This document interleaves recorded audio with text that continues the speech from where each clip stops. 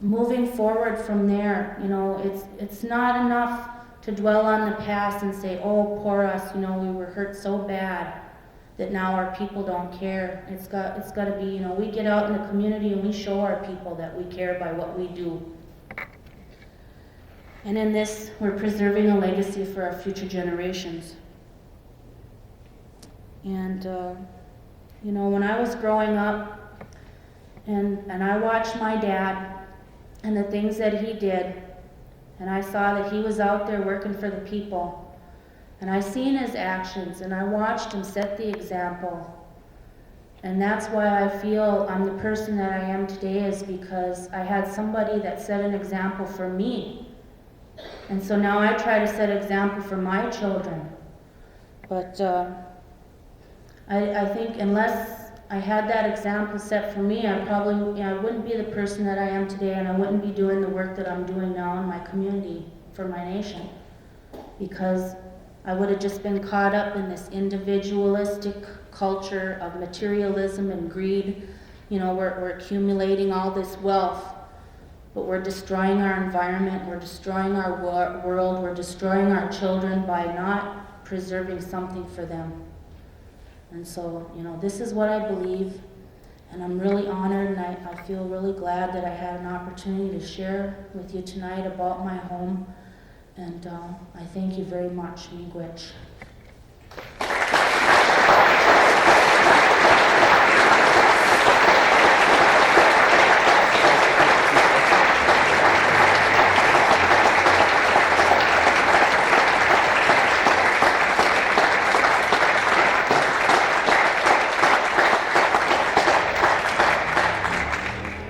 We now have some time for some questions. Open up just a discussion if you'd like.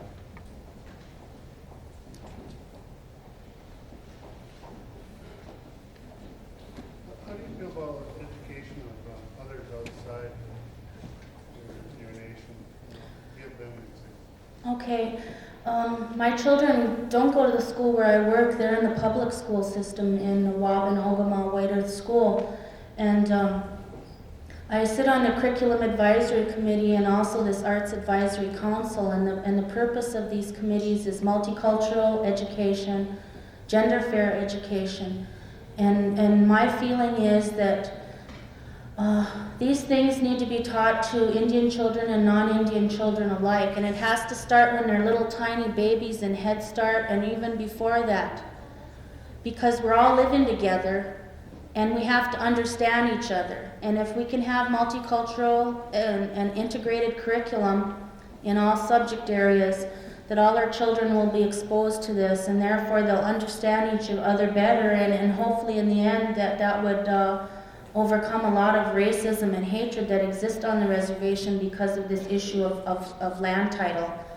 And I really support having our non-Indian children learn everything, and having our children, also our Anishinaabe children, and we try to teach at our schools, we learn about other cultures also, because we can't live in a vacuum. We can't be separate from the world. We're a part of the world, and we have to live together no matter what color we are. And so, that's what I believe, that no matter what color you are or walk of life that you come from, that if you can come together and work together, that's, hopefully we're going to be able to improve the way that we live and the way that we feel about each other.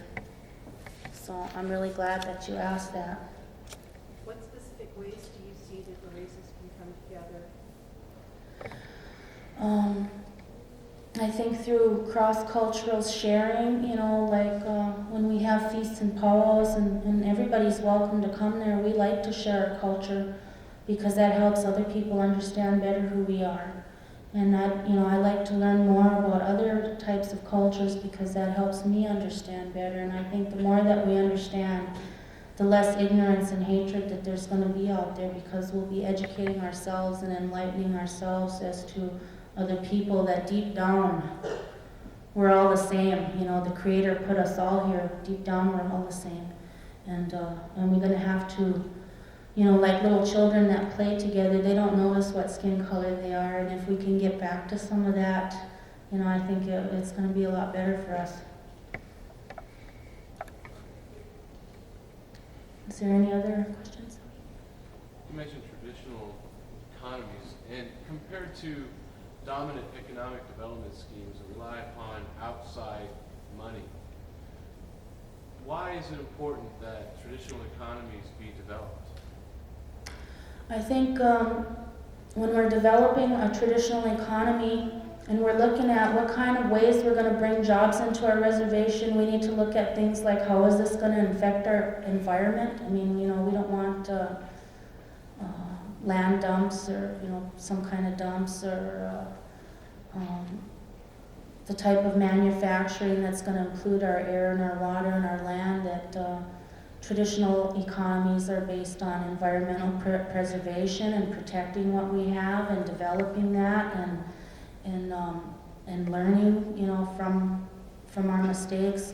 But that traditional economies are very important because many people continue to live a subsistence lifestyle where they rely on deer hunting and wild rice gathering to supplement their incomes, to supplement their food. And like when we have ricing harvest in the fall, a lot of people rely on this money that they get to buy school clothes for their children and fix up their houses, and that, like with wild rice, the water has to be pure. It can't be polluted or the rice won't grow. And so our rice is like certified organic, and they come out and test the waters to make sure they're pure. And so when we're developing traditional economies, we need to look at the environment and preserving that and not hurting it by saying, we need jobs so bad that we're going to hurt the bed that we have to sleep in later. So, yes. Kind of a follow-up question. Are the government, the federal government, state extension, anybody like that offering any substantial help in that kind of, in your economic development, or are they more of a hindrance? Well, they haven't been offering much help. They just pretty much took all that we had. So they left us with nothing, but we do have some things left that we have to work with. And this White Earth Land Settlement Act, our tribal government got a substantial amount of money, and they're putting it into casino gambling. They're building a multi-million-dollar casino over there. They may be providing jobs, but the things that I'm concerned about is what are they going to do with all this money once they make it? Are they going to put it back into education, into youth programs, into social services, into housing, into improving our communities? If they're going to use that money to do those things, then I think it would be a good idea. But right now, we're operating under an oppressive tribal government. We don't have free elections. We don't have open meetings. Our people are not allowed to participate in how our land money is spent. And they just won't come clean with what's going on. And it's not right, If here in Ames, Iowa, say your government officials got up there and said, I'm going to appoint this election board, and they're bought and paid for, and no matter how you vote, your vote doesn't count, because we're going to stay in power no matter what you do, and we're not going to have open meetings, we're not going to publish audits or financial reports, and when you try to come to your own tribal government center to get redress of your grievances, we're going to have the counties come in and put you in jail for trespassing on your own land that you own, that's your tribal center. And they found out, this happened at White Earth last summer, and they found out that the county had no jurisdiction, and neither did the state, because this was an internal tribal matter, and the tribal building belongs to the members of the tribe, and the people that are in power just don't have any business having the county come in and arresting our people. And they took a lot of old people to jail because they stood up. They stood up and said, we're having enough of this. So we're going through another election this June, and it's really a difficult situation because we don't have free and open government. And the reservation system to me is just like the system of apartheid in South Africa. American people, America being the architects of apartheid, they developed this system. It's a microcosm of the federal government, and it's corrupt. And they have a vested interest in keeping these corrupt officials in office because they can continue to come in and steal our natural resources and our land. And that's why, even though it's been proven that monies have been ripped off, that things have happened that were not right, the government will not come in and help us. They say, you're sovereign. We can't come in and mess in the internal matters of your tribe, but you're not sovereign when we're ripping you off. So it's a difficult situation that we're living in, and many of our youth have grown up under 16 years of oppression, and their whole lives that's the only kind of life they've known, and no wonder they want to kill themselves, you know. Sometimes I feel that way because I wonder, are we ever going to get justice? We can't have justice in our own tribe. We don't get justice from the court systems. And sometimes, you know, if there's no way to get legal redress of your grievances, then maybe the best way is revolt and open overthrow of government.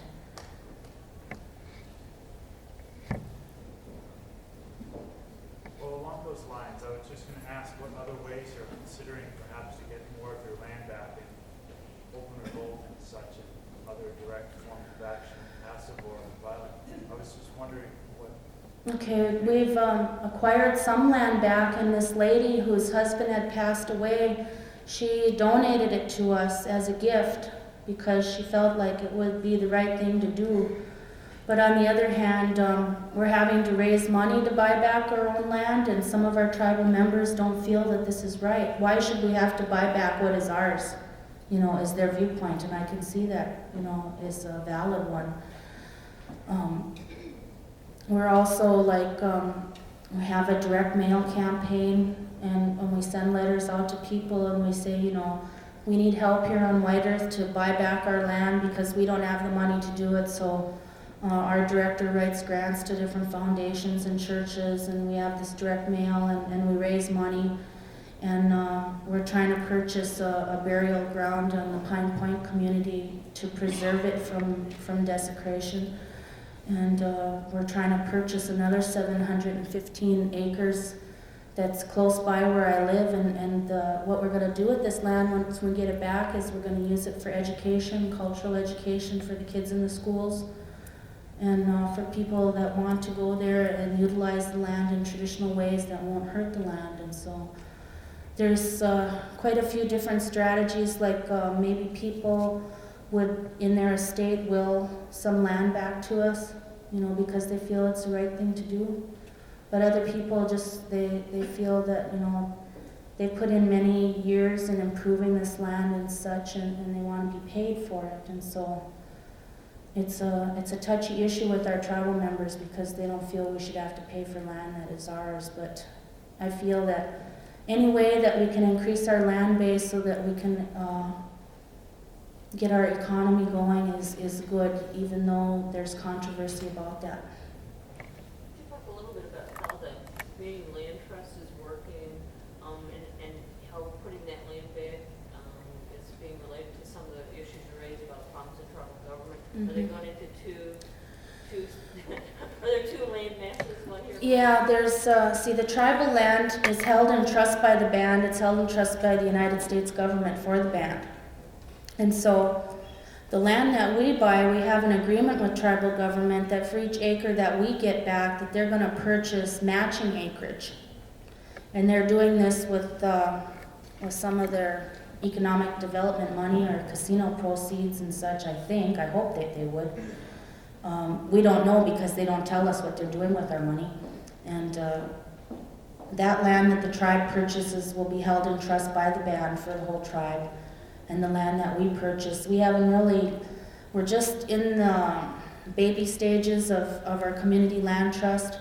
And so we're just working on how we're developing that. But the idea is that all the people that subscribe to the same philosophy that we have can be a part of this community land trust, that they would decide how this land is going to be used, whether it would be for housing, because there's a great need for housing. We always have like 300 to 500 families that need houses every year, but we only get 20 a year from HUD. So looking at maybe utilizing some of our forests and stuff for building cabins and houses on this land, And just, it's a difficult thing because we have so many factions on our reservation. But the thing that I feel is that no matter what political faction you are, eventually we're all going to have to come together and work together. Otherwise, if we keep fighting amongst ourselves, that's what they want. Because as long as we're fighting amongst ourselves, we're not really dealing with the issues. So it's just in the infancy stages, more or less, the community land trust, but we're getting ideas from people in our communities on how they want to see that work, and working with other groups across the country that have put together community land trusts, and they are advising us on the legal maneuvering that we need to do to pull that off. Yes? How do you go about sharing this spiritual connection to the land with people who obviously are unwilling to acknowledge it? Difficult question. Most of the non-Indian people that live in White Earth are farmers or resort owners. So they have a vested interest in land and preserving land. And I think that they realize that their economic livelihood comes from this land. And since money is a god to white people in this country, maybe that's how they feel that the land is sacred. I don't know.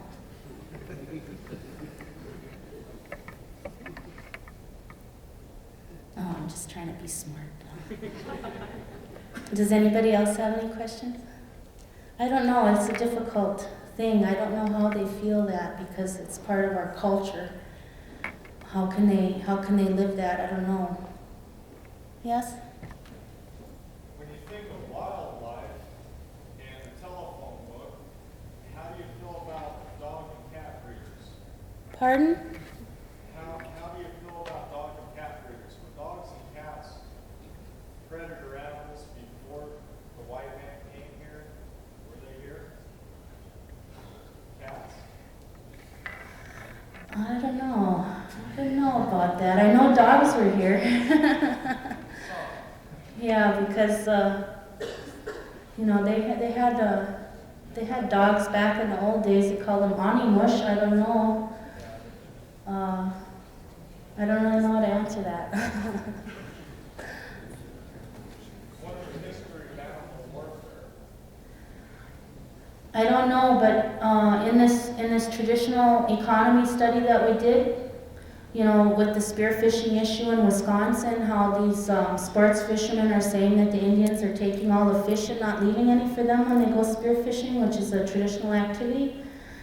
We found on our reservation that the non-Indians take 9 times as many deer as we do, and in Strawberry Lake they take 98.7% of the fish, and we only get 3%. So I guess that they're continuing to take more natural resources than the Indian people are, and then they're saying that subsistence hunting is hurting our wildlife, and that's totally erroneous and false.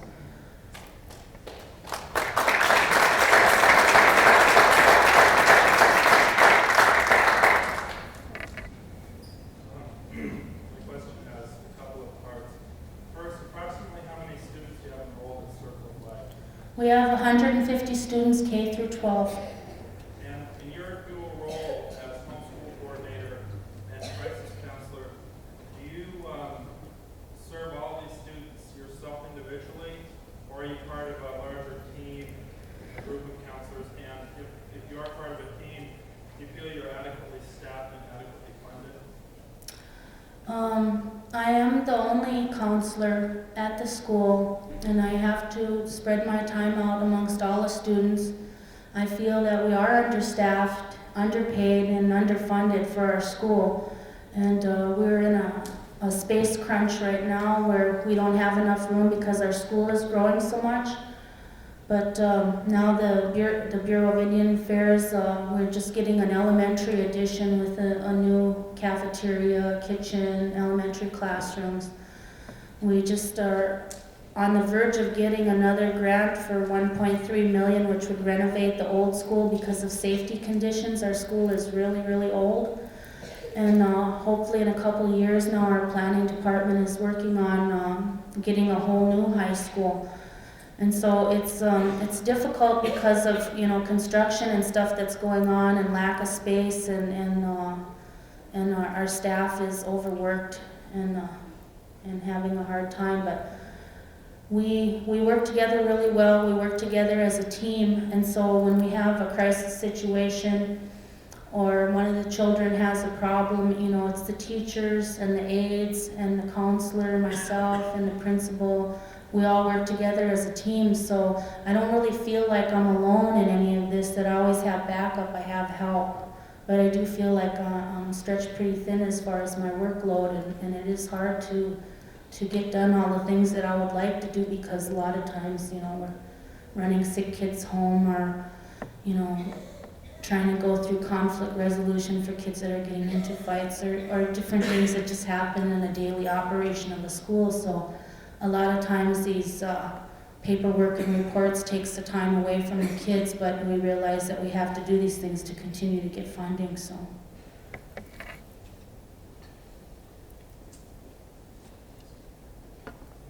Yes? As the homeschool coordinator, do you have a lot of success getting parental involvement and participation in your school? Yeah, I'm glad you asked that, because I think that's the hardest part of my job, is getting parents involved with the education of their kids. And while our elementary parents are really good about coming in for conferences and stuff, the high school parents are kind of lax. What we're trying to do now is start a parent committee where the parents would develop policies and things that they want and see as needs for our kids, and that they would take these things to the school board, and the school board would come to the staff, and then we make these things happen. So we're trying to get more in parental involvement, but like even at Waubun School, in the public school where my kids go, if your kids aren't athletic or straight A students, they find a hard way to be recognized in the school system, because that's the only thing that they're recognizing is, you know, you're good at athletics, you're on a football team, you're a cheerleader, you're a straight A student, you're on the honor roll. That's the way our kids get prestige in the public schools, and I think that that's so limited that we need to broaden our view and get more parents involved into other things that are not so set in stone at the school. And I think that's the hardest part of my job, because many times me and my cousin over there, we've gone to meetings and stuff, and we find we're the only parents sitting there. We're the only ones saying, hey, we want culture, we want language for our kids in the schools. And they say, where are the parents?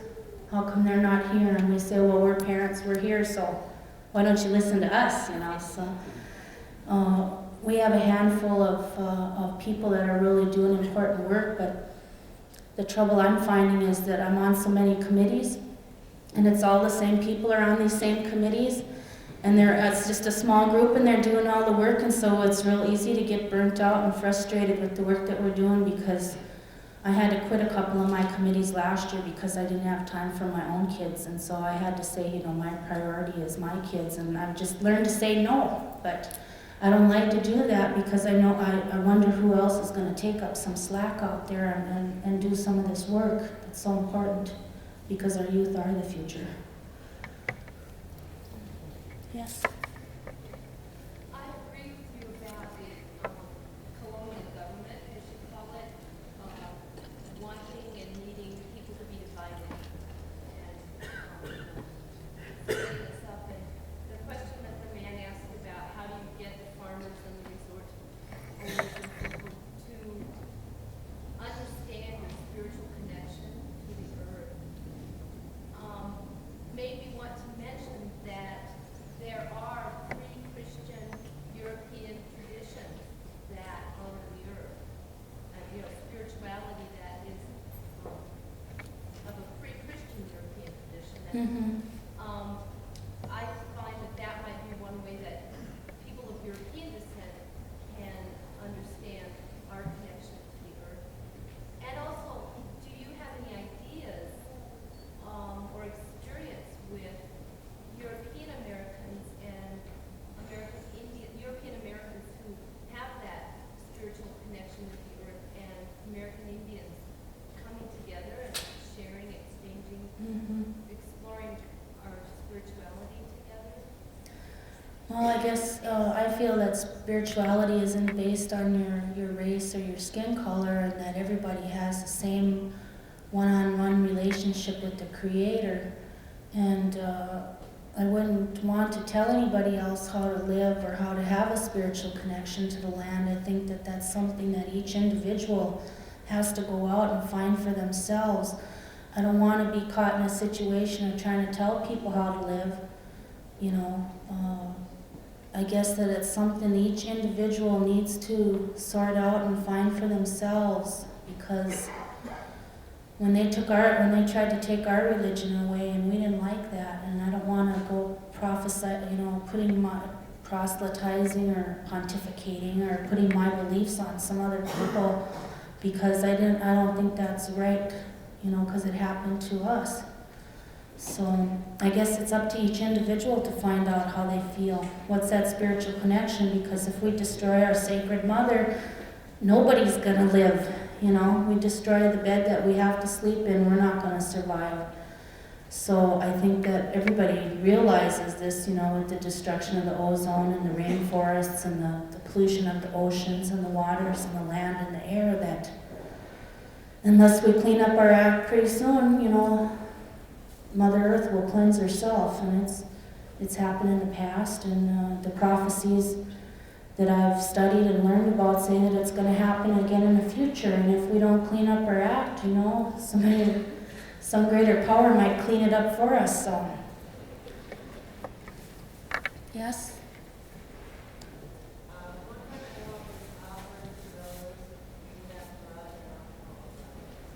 Okay, we have a chemical dependency program on the reservation, and it's staffed by a number of highly qualified professional Indian people, and they have cultural treatment and traditional treatment. I guess traditional treatment in the sense of psychologists and psychiatrists and self-help groups and meetings.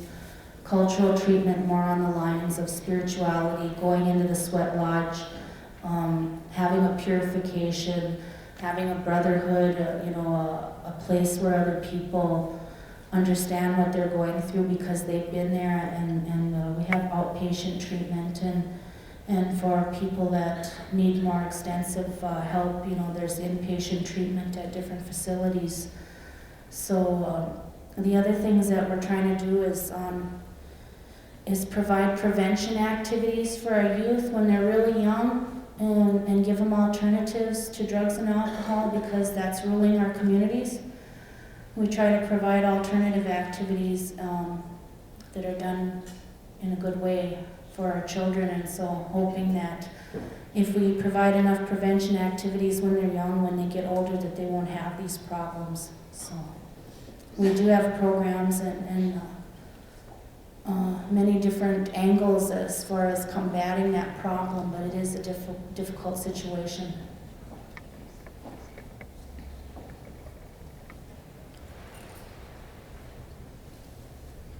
Is there any other questions? I feel like I'm on a roll now. I'm getting comfortable here.